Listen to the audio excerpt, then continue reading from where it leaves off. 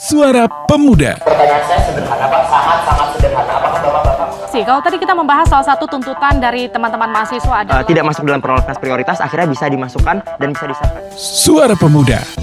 Hanya di RKS. Assalamualaikum warahmatullahi wabarakatuh. Apa kabar mitra RKS? Kembali lagi bersama saya di Suara Pemuda, ruang edukasi pemilih pemula. Di mana Suara Pemuda ini selalu menghadirkan bintang tamu dan juga narasumber yang memang memberikan edukasi kepada pemilih pemula. Nah, saat ini nantinya di tahun 2024 ini, karena memang sudah tahun pemilih, itu sudah kita laksanakan kemarin Pilpres, dan di tahun ini di bulan November nanti itu kita juga akan ikut serta meramaikan dalam Pemilu Kada 2024. Nah, untuk membicarakan Pemilu Kada 2024 tentunya kita sudah hadirkan narasumber yang pas untuk membahas itu. Ada Bu Lailatul Izzah ya, dari Ketua KPU Kabupaten Pekalongan. Gimana kabarnya Ibu? Alhamdulillah baik sehat ya. Sekarang masih sibuk apa aja ini Bu? Iya, karena ini sudah masuk tahapannya pilkada, Iya. ini kita sedang ada yang namanya pendaftaran untuk PPK ya, Panitia Pemilihan Kecamatan. Iya. Ini sudah dimulai dari tanggal 23 kemarin, hari Selasa tanggal 23 sampai nanti tanggal 29. Ini untuk pendaftaran PPK.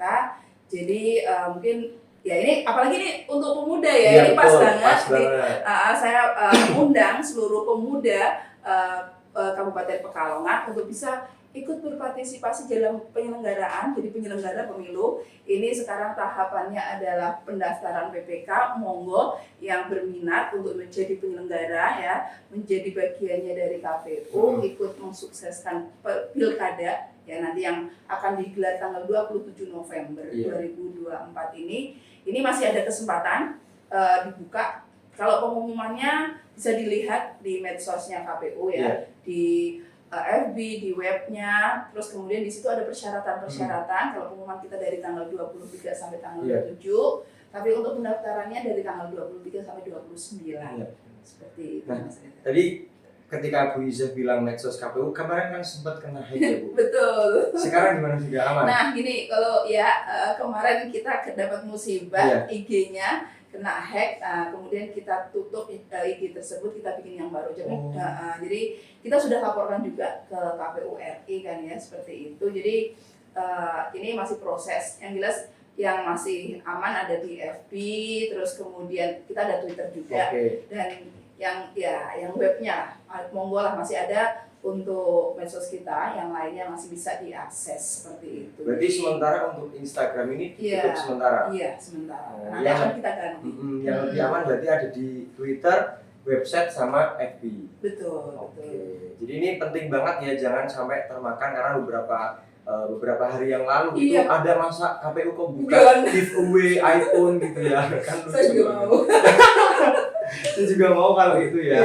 Nah, makanya ini penting banget kalau misalkan mitra RKS ingin mengikuti informasi terupdate dari KPU Kabupaten Pekalongan, bisa lewat websitenya kpu.pekalongan.go.id dan juga di FB-nya FB-nya KPU Kabupaten Pekalongan juga. Iya, dan juga di Twitternya pun juga sama. Kita lanjut ya ke mengenai pembentukan badan ad hoc dalam rangka Pemilu Kada 2024 ini Ibu. Kira-kira persyaratannya apa nih? Kalau persyaratan usia itu minimal 17 tahun ya. Nah, ini kalau maksimalnya di 55. Walaupun mungkin kalau di situ tidak ada tulisannya ya, tapi karena kemarin setelah pasca Covid kita ada evaluasi, ada pembatasan. Jadi kalau usianya minimal 17 tahun.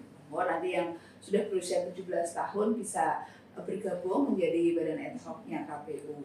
Terus yang jelas pasti WNI, warga negara Indonesia, seperti itu.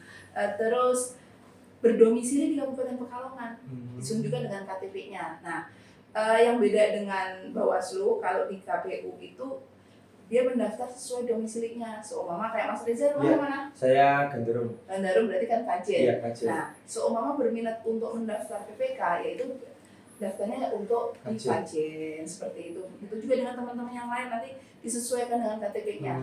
Jadi untuk tingkatan kecamatan ini disesuaikan dengan KTP-nya, di mana dia berdomisili seperti itu.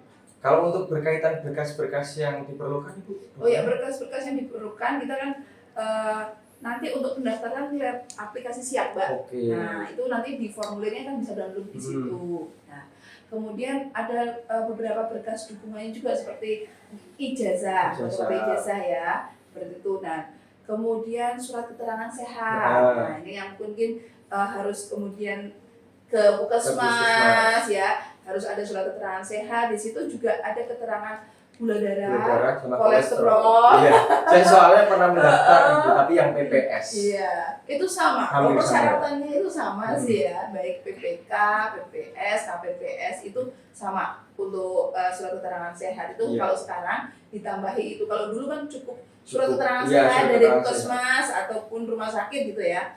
Kalau sekarang ya sama dari Puskesmas, rumah sakit ataupun bahkan klinik itu bisa. Klinik Pratama ya? Ya, pokoknya klinik lah, klinik-klinik ya itu bisa. Kemudian di situ nanti ada tambahannya. Kalau dulu kan cukup ya surat keterangan sehat gitu ya. Kalau di situ nanti dituliskan ininya gula darahnya berapa, kolesterolnya berapa, itu ada tambahan itu aja sih sekarang. Karena itu untuk apa ya, evaluasi setelah COVID itu? Betul, jadi kan memang untuk beberapa orang yang terutama ya itu pasca COVID ketika apa ya komorbid itu banyak kemudian menyebabkan ya apalagi pekerjaan kalau pas ini ya melelahkan ya. Mas Alisa kan pernah jadi penyelenggara jadi tahu lah. Kita ini kan penuh waktu Mas ya, penuh waktu nggak kayak orang kantoran masuk pagi pulang sore gitu ya. Kita masuk pagi pulang pagi.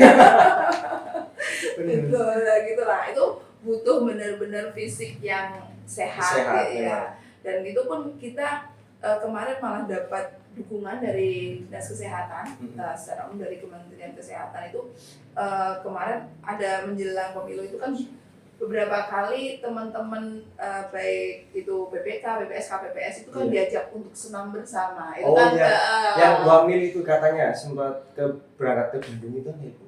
Oh itu beda, itu waktu untuk kami. Iya. Yang teman-teman KPPS juga yang hari Jumat tuh loh senam di puskesmas masing-masing di tingkatan kecamatan. Itu kan salah satu bahasanya usaha lah untuk menjaga kesehatan ya seperti itu. Makanya salah satunya yaitu kita ketika untuk yang keterangan sehat ditambahi karena ya siapa tahu dia punya potensi-potensi. Nanti pun ketika sudah mendaftar ada screening kesehatannya. Kayak kemarin di BPJS-nya. Betul, di BPJS Kesehatan itu kan ada screening kesehatan. Nah, itu nanti juga itu akan diperlakukan lagi. Kemarin sudah kan PPK, PPS, KPPS semua. Ini nanti juga ada screening karena harapannya ya menurunkan tingkat inilah ya resiko gitu kan. Jadi kita tahu persis bahwa nanti jajaran kami ya baik tingkatan PPK, PPS maupun KPPS adalah orang-orang yang memang sudah sehat dan siap untuk bekerja yang memang ya seperti itu butuh stamina yang kuat kayak gitu sih. Makanya kemarin ada multivitamin dan sebagainya supaya menjaga kondisi kesehatan tetap fit gitu ya. Jadi buat mitra KES yang nanti mau mendaftar sebagai panitia ad hoc ya, sebutannya panitia ad hoc itu kan semuanya, tapi kalau sekarang untuk saat ini adalah PPK dulu ya, tingkatan kecamatan. Jadi dipersiapkan mulai dari sekarang seperti tadi ada ijazah terakhir, kemudian surat kesehatan bisa di puskesmas, ada tambahan klinik juga boleh, ada tambahannya untuk tes gula darah sama kolesterol. Kalau berkas-berkas yang lain itu berarti ada di Siakba dan itu juga di-upload di Siakba. Iya, betul. Jadi ada beberapa formulir yang harus diisi seperti setia kepada Pancasila, kesediaan, surat pernyataan betul. Itu form-formnya banyak banget kan? Banyak iya. Jadi itu nanti ada checklistnya satu-satu. Betul, itu nanti makanya ini saya ingatkan juga nih nanti untuk teman-teman semua kalau sudah bahasanya ngedaftar, ngisi, kalau mau ngirim sebelum diklik pastikan pastikan berkasnya itu sudah betul dan lengkap. Ya seperti itu. Karena kalau takutnya nanti ada kesalahan mungkin nama, typo di umur gitu ya. Iya, betul. Misalkan sebetulnya umurnya 55, ternyata keliru di 17 tahun. Bagus banget. Gitu ya. Iya. Dan selain Siakba, apalagi Bu yang perlu dipersiapkan untuk teman-teman yang ingin mendaftar di PPK tingkat kecamatan ini? Ya, paling gitu aja sih Mas. Jadi karena di Siakba kan memang aplikasinya Iya. ya di situ kan ya dengan persyaratan itu nantinya pengumpulan berkas sudah seperti itu sih. Enggak ini. Jadi memang sekarang simple ya Bu? Simple. Jadi tidak harus langsung datang ke KPU ataupun PPK, bisa dari rumah dulu, daftar semuanya disiapkan. Nanti kalau sudah selesai dikirim. Nah, untuk pengumpulan berkas pun kita maksimal sampai pada waktu mau sebelum CAT, ya kan ada seleksi tertulisnya gitu kan, CAT itu cuma seperti itu. Jadi ada pengumpulan berkas karena nanti ada hard maupun soft gitu kan sebagai pembandingnya. Oh, berarti untuk pengumpulan berkas itu bisa Di pada saat- KPU. Oh, di KPU. Maksudnya ya setelah pengiriman kemudian mau datang mengumpulkan berkas bisa, tapi maksimal sebelum tes CAT itu. Oh, maksimal sebelum tes CAT. Jadi berarti kan kalau untuk yang online itu di tanggal 29 di jam Iya. 23.59. Kalau untuk yang hard copy-nya itu bisa sebelum CAT.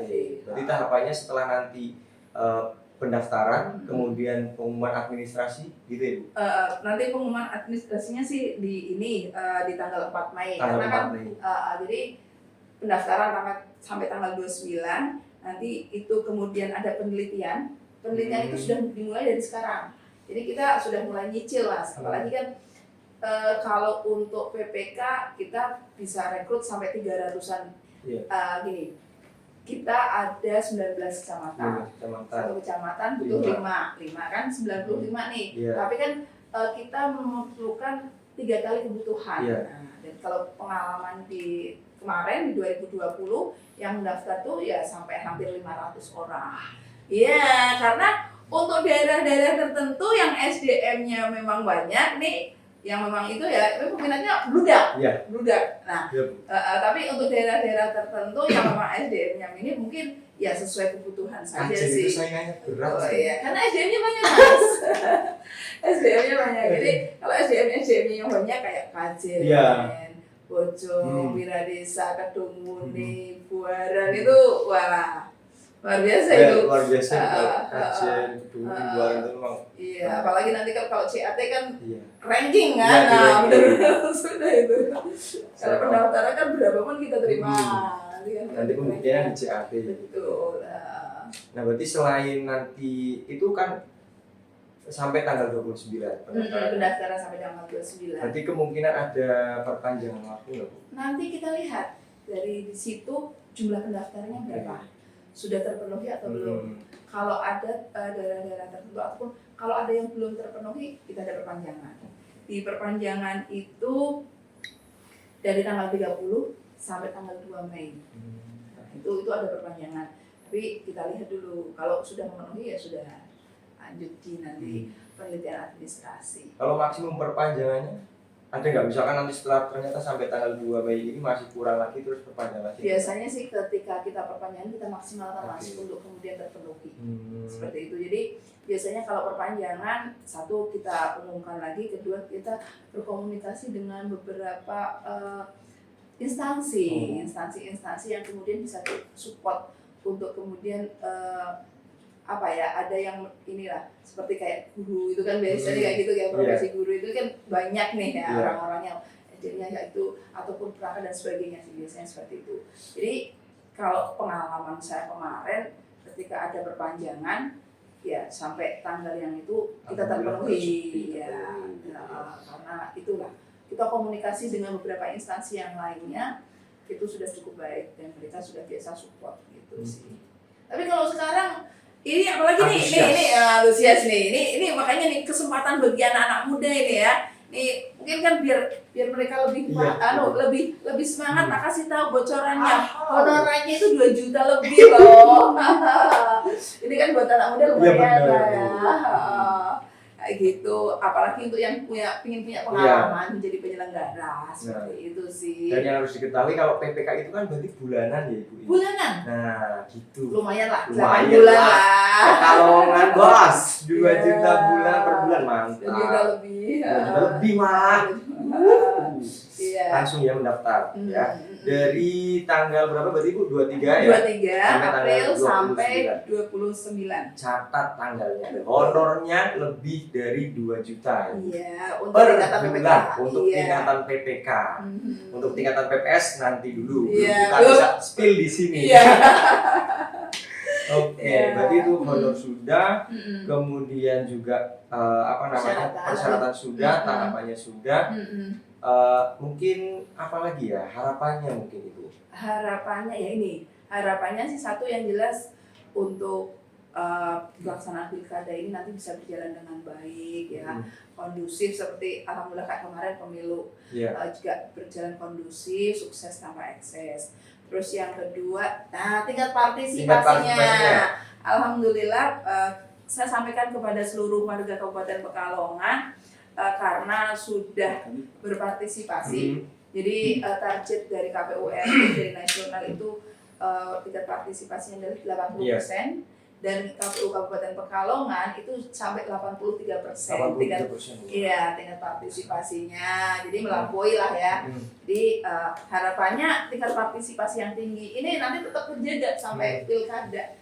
Syukur-syukur lebih lagi kan. Nah, ini kan karena nanti ada pemilihan bupati dan wakil bupati berbarengan dengan pemilihan gubernur dan wakil gubernur. Oh iya benar. Iya, jadi ini bareng-bareng serentaknya, serentak dalam waktu bersamaan seluruh Indonesia ya, dan juga bersamaan antara gubernur dan bupati pemilihannya seperti itu. Iya, berarti memang nanti ini surat suaranya ada 2. Betul, ada 2. Dan ini kalau yang mau jadi KPPS ringan itu, Ringan. lebih ringan dari kemarin. Kalau kemarin kan 5 ya, 5 surat suara karena presiden, DPD, DPR RI, DPR provinsi sama DPR kabupaten kota. Kalau ini cuma 2 saja ya, yaitu untuk surat suaranya gubernur dan wakil gubernur dan bupati dan wakil bupati, dan juga lebih kecil karena ini jadi lebih kecil dan buat lansia-lansia betul. Karena ada fotonya, biasanya pilih yang ganteng atau Iya, yang cantik iya. gitu.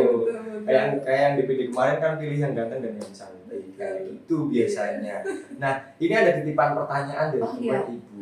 Kalau misalkan yang kemarin itu sudah pernah ikut PPK, itu bisa mendaftar lagi di tahapan ini atau enggak? Bisa ya? Bisa, betul Mas, gak dibatasi. Jadi teman-teman yang kemarin sudah menjadi PPK, kalau sekarang mau daftar lagi masih bisa jadi. Masih bisa ya? Masih bisa. Iya. Jadi aman mitra guys, buat mitra guys yang mungkin sudah pernah mendaftar kemarin ya di PPK, ini juga masih bisa diperbolehkan untuk mendaftar lagi. Pokoknya semoga pembahasan kita hari ini bisa menambahkan informasi dan juga wawasan. Atau ada yang mungkin yang ingin disampaikan lagi Bu? Cukup ya. Yang jelas ya, monggo lah untuk seluruhnya saya undang ya warga Kabupaten Pekalongan yang memenuhi syarat untuk bisa kemudian bergabung menjadi bagian dari penyelenggara di jajaran KPU, baik sekarang ini pendaftaran PPK, nanti PPS maupun KPPS. Iya. Seperti itu pokoknya. Saat ini informasi dari KPU itu cuma bisa dilihat dari website, kemudian Facebook ya sementara waktu ini ya. Sementara waktu ini dari website dan juga Facebook. Karena memang kemarin untuk IG-nya itu kena sedikit musibah, namun sudah bisa teratasi. Ya, baiklah mitra RKS, obrolan kita hari ini sangat menarik ya. Jangan lupa lebih dari 2 juta untuk honor dari PPK. Ya, harus dimanfaatkan banget ini untuk sampingan bisa banget ya. Aku sana. Terima kasih Bu Lea Riza sudah mampir ke podcast Radio Kota Santri di Suara Pemuda. Nanti kapan-kapan kalau ada informasi lagi bisa kita ngobrol lebih lanjut terkait mungkin nanti untuk PPS, untuk tahapan-tahapan selanjutnya. Ya, baiklah kita harus cukupkan sampai di sini. Episode Suara Pemuda bersama Ibu Layatul Izzah, Ketua KPU Kabupaten Pekalongan. Dan saya beserta kru yang bertugas pada hari ini pamit undur diri. Terima kasih. Wassalamualaikum warahmatullahi wabarakatuh.